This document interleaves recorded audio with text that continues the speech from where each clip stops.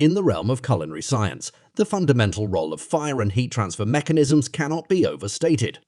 Cooking, at its core, is the art of harnessing heat energy to transform raw ingredients into palatable dishes.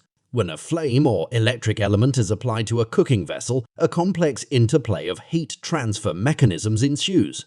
Conduction, the transfer of heat through direct contact, is crucial as it allows food to absorb heat from the pan or pot's surface, facilitating browning and caramelization. Convection comes into play as heated air or liquid circulates around the food, ensuring even cooking and the transfer of flavors.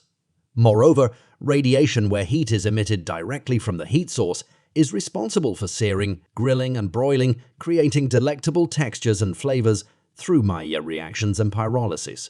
Understanding these heat transfer mechanisms is the cornerstone of culinary mastery, enabling chefs to craft dishes that are not just nourishing, but also a delight to the senses.